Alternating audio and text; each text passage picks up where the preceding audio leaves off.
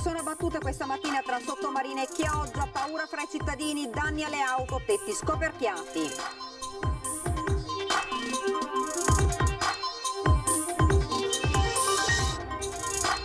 La tromba d'aria che si è abbattuta sull'arenile di Sottomarina ha anche fatto crollare la grande gru del cantiere Chioggiotto del Mose.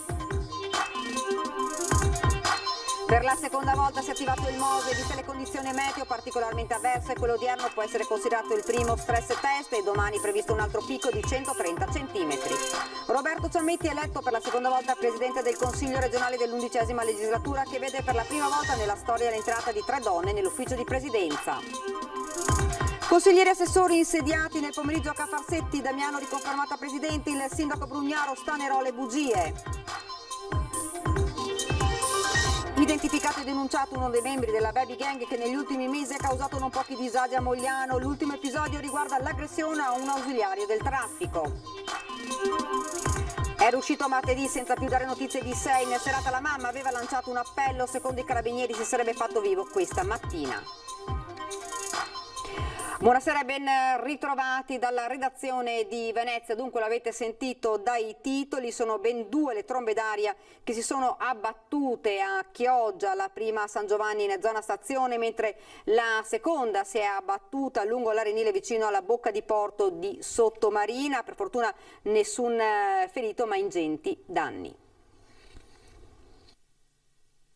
Vice Sindaco, un'immagine emblematica per quello che è successo oggi. Un'emblematica delle 2 trombe d'aria che hanno investito il territorio di Chioggia, soprattutto a Sottomarina dove ci sono stati tantissimi danni. 2 trombe d'aria negli stessi minuti per una devastazione che solo per fortuna non ha provocato vittime né danni alle persone. Vento di Bora che ha iniziato a spirare verso metà mattina e che in 2 zone, a San Giovanni di Chioggia, a ridosso della bocca di porto di Sottomarina, si è trasformato in vortice, spazzando ogni cosa al suo passaggio. Danni importanti alle coperture, come per il bar della stazione con il tetto parzialmente scoperchiato e la tettoia esterna volata sopra alcune auto in sosta, travature spostate come fuscelli per una tromba d'aria che non ha avuto rispetto per i morti, spezzando alcune lapidi e portando scompiglio tra le trombe. Sono 2 trombe d'aria. Sì, una che ha investito qui Borgo San Giovanni, lo stadio comunale, il cimitero e anche adesso Sottomarina, dove soprattutto la zona della diga dove c'è anche un ristorante è stato colpito ed è di nuova costruzione. Questi gli effetti sulle strutture balneari vicino alla diga della bocca di porto, tettoie devastate dal vento, giochi per bambini volati per decine di metri, alberi letteralmente spezzati, raccontano da sole la devastazione del vortice con raffiche di vento che avrebbero raggiunto i 100 km all'ora. A questo si è accompagnata una vera e propria bomba d'acqua. Non c'era l'alta marea, ma sono un problema di acqua piovana che il sistema fognario non riusciva a smaltire, troppa acqua. E il Mose e il Baby Mose hanno retto, hanno fatto il loro lavoro. Un combinato disposto tra un vento di Bora fortissimo e una bomba d'acqua. Sì, bomba d'acqua, forse anche più di una bomba d'acqua. È vento fortissimo e queste 2 trombe d'aria che hanno investito alcuni punti del territorio. Vento di Bora che ha continuato ad essere sostenuto per tutta la giornata in un alternarsi continuo di schiarite e annuvolamenti. Oltre una trentina gli interventi dei vigili del fuoco con rinforzi giunti da Cavarzere e da Mestre. Dopo il vento per Chioggia è iniziata la conta dei danni. Questa mattina le amministrazioni e gli uffici tecnici hanno fatto un sopralluogo per la conta dei danni e chiederemo, visti i danni così importanti, lo stato di calamità.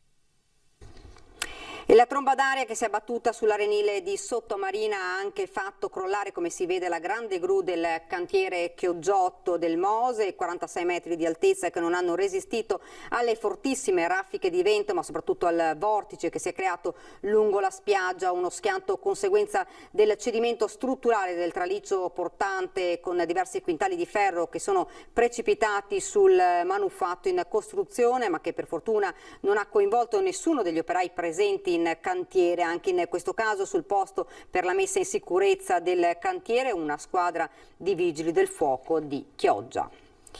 E per la seconda volta si sono sollevate questa mattina verso le 8:30 le 78 paratoie gialle del Mose, viste le condizioni meteo particolarmente avverse. Quello odierno può essere considerato il primo stress test della grande opera. Domani il centro maree del Comune di Venezia ha previsto ancora acqua alta ad una quota massima di 130 centimetri sul medio mare. Il Mose potrebbe tornare quindi in azione. Il Mose c'è, funziona e serve ancora a Venezia dell'acqua alta. Il centro storico, le isole, Piazza San Marco e la sua basilica restano così magicamente all'asciutto. Quello di stamani può considerarsi forse il primo vero banco di prova dell'opera, visto che a differenza della prova generale del 3 ottobre scorso, stavolta le barriere gialle sono affiorate dalla laguna in condizioni meteo avverse. In particolare a Chioggia soffiava un forte vento di bora. A Venezia, verso le 10:45, era prevista una quota di marea di 135 cm sul medio mare. Invece alle 8:30 si sono sollevate le 78 paratoie gialle e hanno tenuto l'acqua della laguna a una quota non più di 60 cm, mentre in mare aperto la marea cresceva e superava i 130 cm sul medio mare. La soddisfazione del sindaco Brugnaro. Una grande vittoria, la seconda dimostrazione che il sistema delle dighe mobili funziona, un sistema che è stato inventato qui a Venezia, realizzato in molti anni, evidentemente troppi, ma che però alla fine sta dimostrando che la città può restare all'asciutto. In cabina di controllo questa mattina il commissario del Mose Elisabetta Spitz e il provveditore Cinzia Zincone. E domani, venerdì, potrebbe essere un'altra giornata difficile per Venezia, ancora acqua alta. Inizialmente le previsioni davano una quota massima di 120 cm sul medio mare. Poi, visto il rapido peggioramento delle condizioni meteo in arrivo, il centro maree del Comune di Venezia ha aggiornato una nuova previsione di 130 cm per le ore 11, quota dalla quale il Mose potrebbe tornare in azione. Ed ora andiamo alla prima seduta del Consiglio regionale. Roberto Ciammetti è eletto per la seconda volta Presidente del Consiglio nell'11ª legislatura, che vede per la prima volta nella storia l'entrata di 3 donne nell'ufficio di Presidenza. Ritengo doveroso iniziare la seduta dedicando il nostro pensiero commosso al consigliere Claudio Senigallia.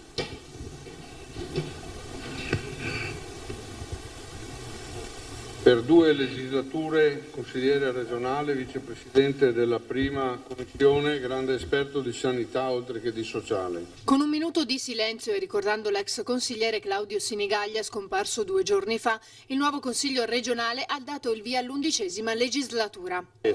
Finalmente si parte, nel giro di qualche giorno presenterò la giunta e dopodiché ci sarà la seduta, quella ufficiale, con la presentazione del programma di governo per i prossimi 5 anni da parte mia e della maggioranza. In attesa di conoscere la nuova giunta, il Consiglio ha riconfermato Roberto Ciambetti presidente, anche se Fratelli d'Italia ha lasciato schede bianche. Presenti 51, votanti 51, schede bianche 14, Roberto Ciambetti 37, Presidente eletto Roberto Ciambetti. Sì, secondo mandato, mi pare ci fosse un precedente, Marchetti, non è usuale, sicuramente è una squadra che continua un lavoro già intrapreso, l'ho detto, io mi auguro che il prossimo Consiglio debba impegnarsi fortemente sull'autonomia, su leggi attuative di quelle deleghe che abbiamo già chiesto nel novembre del 2017 con una legge fatta in tempi record. Ci auguriamo che appunto finite campagne elettorali, finite momenti di contrapposizione politica, si lavori per il bene del Paese e noi lavoreremo per il bene del Veneto. La parola d'ordine di questa legislatura è autonomia. Sì, io ricordo, ero da esterno perché ero a quel tempo in provincia, ricordo la legislatura 2000-2005 con l'attuazione dei decreti Bassanini, che fu una legislatura importante per il Consiglio regionale, la legge 11-2001 che segnò una svolta proprio dell'attività regionale. Secondo me le condizioni per far sì che il Consiglio si debba interessare di deleghe nuove, di iniziative nuove, ci sono tutte. L'Assemblea legislativa regionale veneta ha poi eletto i 2 vicepresidenti, Nicola Finco con 36 voti e Francesca Zottis con 9. Eletti infine i 2 consiglieri segretari, Alessandra Sponda con 33 voti, Erika Baldin con 13. Per la prima volta nella storia del Consiglio regionale veneto 3 donne entrano nell'ufficio di presidenza. È un bel segnale sì, e peraltro abbiamo nominato in ufficio di presidenza, da quel che mi risulta, Alessandra Sponda, che è la consigliera più giovane, per cui è un bel segnale anche per i ragazzi. È la consigliera più giovane e direi che volevamo dare anche questo segno, siamo riusciti a darlo. Ed ora sentiamo alcuni consiglieri regionali tra volti nuovi e new entry. Abbiamo portato Venezia in Consiglio regionale e vedremo di far pesare il valore e l'importanza del territorio che è capoluogo della regione del Veneto. Soddisfatto di far parte del Consiglio regionale Veneto, Speranzon lancia però una frecciatina. Noi sappiamo di rappresentare il 10% dei veneti e abbiamo dovuto constatare che non c'era la disponibilità a dare rappresentanza politica al 10% dei veneti in Consiglio regionale. Siamo rammaricati per questo. Oltre a Speranzon, questo consiglio vede altri volti nuovi a partire dallo sfidante di Zaia alle elezioni, Lorenzoni. Un'opposizione che innanzitutto ha deciso di lavorare insieme e questo secondo me è un risultato importante perché è vero, siamo in 10 su 50, ma il fatto che si possa lavorare insieme, che si possa condividere un approccio e un metodo di lavoro, secondo me è un elemento di valore. Io preferisco definirmi portavoce, non speaker, abbiamo una lingua bellissima, la difendiamo e questo può in qualche maniera aiutarmi a tenere un ruolo di coordinamento tra il Partito Democratico, che è una forza importante all'interno del Consiglio, e le altre forze che si uniscono nel fare opposizione. A me fa anche piacere che i 5 Stelle, Erika Baldin, abbia aderito alla proposta di lavorare tutti insieme. Ho l'onore di essere capogruppo del gruppo del Partito Democratico. Da oggi insomma parte questa consigliatura. Mi aspetto sicuramente 5 anni in cui l'equilibrio all'interno del Consiglio è evidentemente molto sbilanciato, nel senso che siamo 40 consiglieri di maggioranza e 10 di minoranza, ma politica non si fa soltanto in Consiglio. Certo è fondamentale l'attività consigliare istituzionale, ma si fa anche fuori dalle aule, per cui ci sarà un grande lavoro da fare per costruire un'alternativa e questa si fa in mezzo alle persone, si fa facendo appunto attività politica sul territorio. Siamo gli unici che possono rappresentare quella parte di Veneto che ha ancora voglia di combattere per chi è più in difficoltà, chi ha bisogno di un sostegno. Devo dire che la grave crisi sia sanitaria che economica che l'Italia e anche la nostra regione sta attraversando impone a tutti i consiglieri, a prescindere dallo schieramento, secondo me una responsabilità in più e noi contiamo di ottemperare pienamente a questa responsabilità.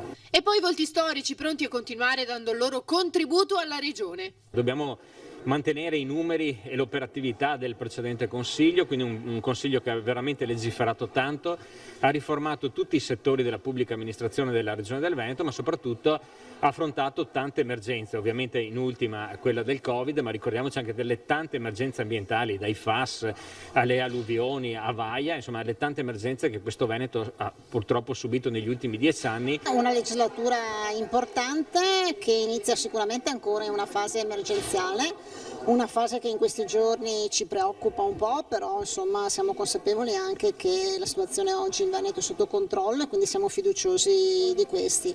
E poi una legislatura importante perché sarà la legislatura dell'autonomia, o meglio deve essere la legislatura dell'autonomia. Mi aspetto che tutti i consiglieri, gli assessori, tutti qui lavorino sodo per dare le risposte che i veneti si meritano. Stiamo vivendo un periodo congiunturale drammatico, il Veneto chiuderà con una decrescita di PIL che non si vede da 1000 anni e quindi credo che questo sia l'atto di responsabilità più grande, avere la consapevolezza che siamo qua a rappresentare i veneti e non noi stessi. E da Venezia oggi anche la prima seduta del Consiglio Comunale. Iniziamo la prima seduta del Consiglio Comunale di questa nuova consigliatura. E Alessandro Scarpamarta, consigliere della lista Brugnaro Sindaco con delega alle isole, dove è votatissimo, a dichiarare aperta la prima seduta del nuovo Consiglio Comunale di Venezia. Col coronavirus a Cafarsetti è cambiato tutto. Il rigido protocollo prevede controlli sia al piano terra che all'ingresso della sala consigliare e il posizionamento a scacchiera dei consiglieri per lasciare più spazio tra l'uno e l'altro. Per far sedere tutti si è quindi dovuto trasferire dei consiglieri nei posti della Giunta, dove siede anche il rieletto sindaco Luigi Brugnaro. chiaro e spostare gli assessori nei posti generalmente riservati al pubblico, che ovviamente non è previsto. Ermelinda Damiano è stata riconfermata Presidente del Consiglio, vicepresidenti Paolo Romori e Alberto Fantuzzo. C'è un lavoro importante da fare con grande umiltà e molta capacità di ascolto per continuare i processi già iniziati, in particolare la riqualificazione urbanistica, il rilancio, l'impegno sulla sicurezza per quanto riguarda soprattutto la terraferma veneziana, dove molto è stato fatto, e poi c'è un lavoro importante che riguarda in particolare la mia delega sul turismo. A 33 anni Simone Venturini è già per la seconda volta assessore. Ancora più giovane il vice sindaco Andrea Tomaello, esordiente a 30 anni a Cafarsetti. Io ho una delega che mi piacerebbe un po' valorizzare, è quella dei giovani che da questa città principalmente stanno scappando da Venezia, ma stanno scappando anche da Mestre, e quanto prima cercare di dargli una voce, dargli delle opportunità di lavoro, e non solo di lavoro, dargli un'opportunità perché vivano a Venezia, vivano a Mestre e crescano e facciano una famiglia qua nel nostro comune. Tra le figure di spicco dell'opposizione, la più votata dell'intero Consiglio Comunale, Monica Sambo, è stata riconfermata capogruppo del Partito Democratico. Quando si potrà dialogare, quando ci saranno delibere nel quali siamo concordi, noi voteremo favorevolmente, ma ovviamente altrettanto faremo quando ci saranno invece temi nei quali non concordiamo. È evidente che certamente anche dalla campagna elettorale molti temi sono di contrapposizione e su quelli ci batteremo in Consiglio Comunale. Oltre a nuovi progetti per la Giunta, si tratterà anche di proseguire il lavoro svolto finora. Abbiamo il progetto, quello legato alla nuova viabilità della zona Vega, via Torino, abbiamo il completamento di tutta l'area di San Giuliano, quindi ci sono degli interventi che non solo riqualificheranno la città, ma permetteranno anche di metterla in relazione tra le sue parti. Il realizzo della nuova bretella ferroviaria Dese e Aeroporto, abbiamo un occhio di riguardo rispetto alle piccole associazioni culturali, e abbiamo di riguardo ovviamente a tutto quello che è il sociale rispetto all'amministrazione. Quella al Brugnaro bis è un'opposizione dalle molte anime, con al suo interno ben 5 candidati sindaco, ma non mancano anche i punti di contatto che potrebbero portare ad un fronte comune. Sarà un'opposizione non pregiudiziale, valuteremo il merito, chiediamo però che ci sia grande trasparenza, grande disponibilità al confronto. La prima cosa che va posta è un tavolo comune maggioranza e opposizione per un piano sui finanziamenti del recovery che Venezia deve poter richiedere, ne ha tutto il diritto, ma deve avere un piano condiviso da tutta la città. A capo di una coalizione di centrosinistra, Pierpaolo Baretta entra in Consiglio Comunale come secondo candidato sindaco più votato e in buona compagnia. A Cafarsetti sono entrati ben 5 degli 8 sfidanti di Luigi Brugnaro. Il sindaco ha avuto un bel successo, quindi vuol dire che su di lui pesano delle speranze, delle attenzioni e quindi molte responsabilità. Ecco, io per quanto mi riguarda cercherò di dare il mio contributo soprattutto per quanto riguarda lo statuto speciale e la cultura. Forte della precedente esperienza in Consiglio Comunale, Sara Visman del Movimento 5 Stelle traccia una linea netta rispetto al suo primo quinquennio a Cafarsetti. Non faremo più sconti sulla fiducia al sindaco, abbiamo visto come si è comportato in questi 5 anni, abbiamo visto le mosse di teatro che ha fatto e abbiamo visto come si sia impadronito di quelli che sono le elargizioni del comune, facendole passare per sue elargizioni. Non saranno sconti, faremo una opposizione puntuale, dura, ma anche di proposta. Esordiente assoluto in Consiglio Comunale con la civica Terra e Acqua 2020, Marco Gasparinetti è stato il terzo candidato sindaco più votato. A seconda dei casi valuteremo la bontà dei provvedimenti proposti anche dalla Giunta in carica e sicuramente faremo del nostro meglio per migliorare anche le proposte con emendamenti, con altre modalità di azione che sono le mozioni, che sono anche le interrogazioni, che sono anche le petizioni popolari, strumento previsto dalla sottocomunale che nessuno ha mai usato finora, mentre noi abbiamo già qualcosa in cantiere. Quella presente a Cafarsetti è un'opposizione dalle molte sfaccettature, dove però non mancano punti di contatto. Un'opposizione che, secondo Giovanni Andrea Martini, di tutta la città insieme, potrebbe e dovrebbe fare fronte comune. La forza di questa opposizione così variegata sta proprio nelle decisioni importanti, essere compatti insieme per poter attaccare e anche proporre. Siamo alla cronaca, è stato identificato uno dei membri delle baby gang che negli ultimi mesi hanno causato non pochi disagi a residenti e commercianti nel comune di Mogliano Veneto. L'ultimo episodio riguarda l'aggressione ad un ausiliario del traffico colpevole di aver rimproverato il gruppetto di giovanissimi. A finire nei guai un 17enne romeno residente nel Veneziano che ha puntato un coltello contro la vittima. I fatti risalgono al 24 settembre quando i ragazzi della baby gang hanno iniziato ad attraversare la strada da parte a parte senza preoccuparsi delle auto che sopraggiungevano, rischiando di essere travolti. Al rimprovero dell'ausiliario lo hanno aggredito tirando fuori anche il coltello. Il 17enne è stato identificato dai carabinieri della stazione di Mogliano Veneto e denunciato per il reato di minaccia aggravata alla Procura per i minori di Venezia. Ha salutato la nonna verso le 15 di martedì pomeriggio ed è andato via con una bicicletta grigia da uomo, poi di lui si sono perse le tracce. È intervenuta in diretta alla trasmissione Chi l'ha visto, la mamma di un 16enne di Oriago di Mira, di cui non si hanno notizie da martedì. Ha raccontato di aver chiamato il cellulare del figlio, ma di averlo trovato spento. Quando è andato via indossava una felpa, pantaloni neri e scarpe nere. La mamma ha detto che il ragazzo ha corporatura robusta e spalle larghe, che è molto conosciuto sia a Oriago che in Riviera, ma anche a Mestre, perché è solito spostarsi da solo. La donna ha chiesto a suo figlio di rientrare al più presto. Nelle ultime ore, stando agli accertamenti dei carabinieri, il 16enne avrebbe contattato la famiglia rassicurandola sul fatto che starebbe bene e spiegando che desidera stare un po' da solo. Sono ancora in corso le ricerche per rintracciarlo. Questa era la nostra ultima notizia. Io vi lascio come di consueto alle nostre previsioni del tempo. Grazie davvero per averci seguito e arrivederci.